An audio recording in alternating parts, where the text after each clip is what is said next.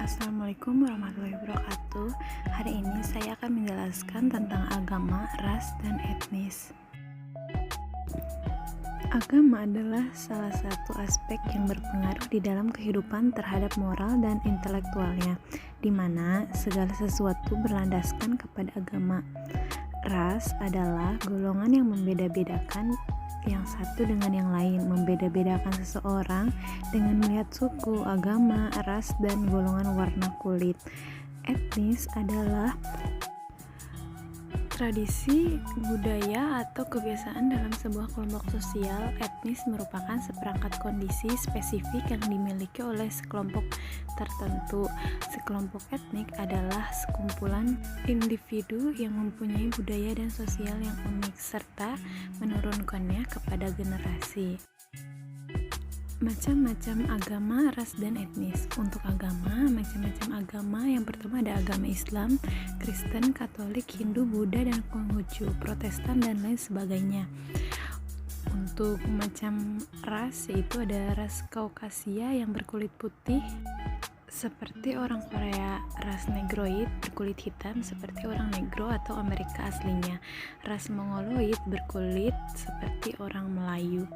Yang ketiga ada etnis, macam-macam suku atau etnis, ada Dayak, Kenya, ada Dayak Iban, Dayak Tanjung, Dayak Bahau, Dayak Benua, Dayak Punan, serta masih banyak yang lainnya yang tersebar di berbagai hutan di wilayah Kalimantan. Kelompok etnis lebih cenderung kepada kepercayaan nilai dan norma.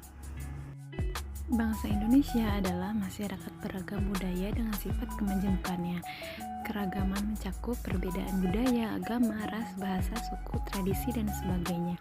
Dalam masyarakat multibudaya yang demikian sering terjadi ketegangan dan konflik antar kelompok budaya yang berdampak pada keharmonisan hidup. Menurut Tilar, bahasa Indonesia, pluralisme adalah ciri dan sikap suatu bangsa yang tercermin dari sikapnya dan kepribadiannya.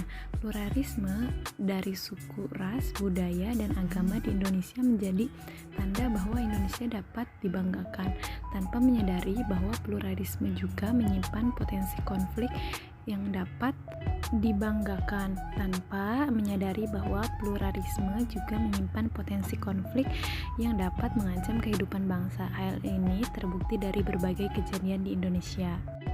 Salah satunya ada di Sampit yang melibatkan dua suku, yaitu Dayak dan Madura. Tantangan kemajemukan agama, ras, dan etnik di Indonesia dalam masyarakat Indonesia yang multibudaya.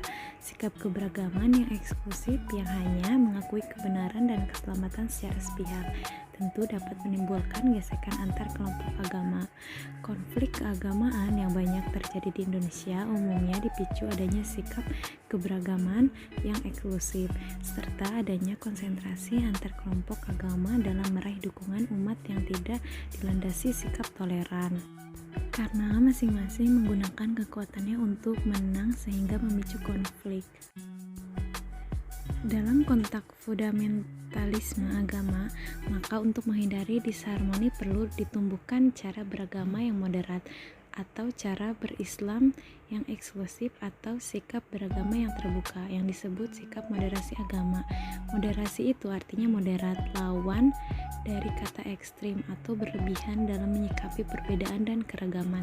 Kata moderat dalam bahasa Arab dikenal dengan al-wasatiyah, sebagaimana terekam dalam Quran surat Al-Baqarah ayat 143 yang artinya, dan demikian pula kami telah menjadikan kamu umat Islam, umat pertengahan, agar kamu menjadi saksi atas perbuatan manusia dan agar Rasul menjadi saksi atas perbuatan kamu.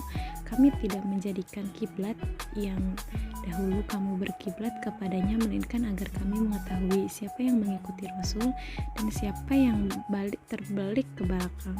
Sungguh pemindahan kiblat itu sangat berat, kecuali bagi orang yang telah diberi petunjuk oleh Allah, dan Allah tidak akan menyanyiakan imanmu. Sungguh Allah Maha Pengasih, Maha Penyayang kepada manusia.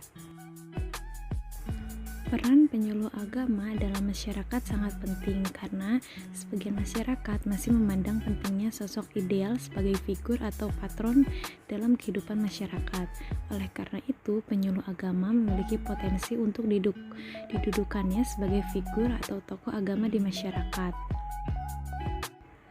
Menurut Fahrudin, tahun 2019, dalam upaya mewujudkan keharmonisan hidup berbangsa dan beragama, maka membutuhkan moderasi beragama, yaitu sikap beragama yang sedang atau di tengah-tengah dan tidak berlebihan, tidak mengklaim diri atau kelompoknya yang paling benar, tidak menggunakan legitimasi teologis yang ekstrim, dan tidak menggunakan paksaan, apalagi kekerasan, dan netral dan tidak berafiliasi dengan kepentingan politik. Mungkin cukup sekian penjelasan dari saya, kurang lebihnya mohon maaf. Assalamualaikum warahmatullahi wabarakatuh.